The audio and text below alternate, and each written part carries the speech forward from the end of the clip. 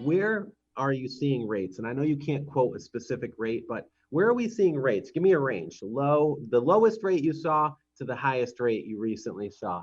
For 30-year fixed, the lowest rate that I've seen is 2.75.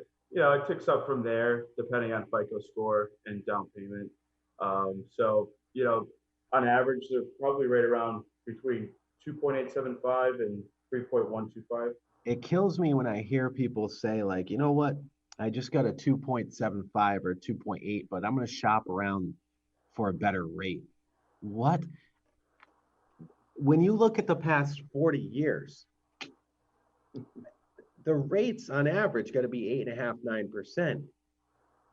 Over the past 40 years, on average, 8.5 to 9%, easy. Anything under that is fantastic. I mean, anything under 5 is fantastic, right? Yeah. Well, I usually say, you get what you pay for. So if there is a bank out there that's advertising lower rates, either one, you're getting charged points, and you need to do a apples to apples comparison, rate and closing costs comparatively. You just can't compare rate because 9 times out of 10 you're paying more out of pocket to get the lower rate. And that's something that we can do too if that's an educated decision on the borrower. But it's important to get educated about it, and not make an uneducated decision. So what I mean by that is if you're shopping around to rate and all you care about is rate, then loan officers can make the rate look really good, but then the closing costs are super expensive. So both the conversation to have about both topics with your lender, because you don't want to get taken advantage of by trying to think you're a smart shopper by shopping for rates, because you get taken advantage of on the other end of things.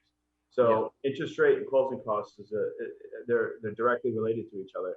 So find a great rate for great closing costs.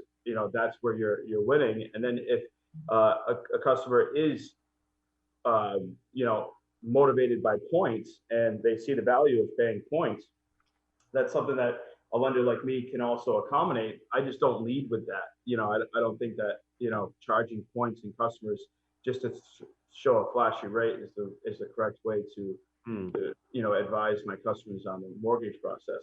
Another thing is that if you get a great rate but you can't get a hold of the loan officer, or they can't turn their mortgage around quick enough because they're on some sort of like 90, 60, 120 day late. What good is that rate if you can't close? You need to be able to close. So hiring the right person for the job to be able to close, along with getting a fair rate, is another topic that you need to consider when you're shopping around.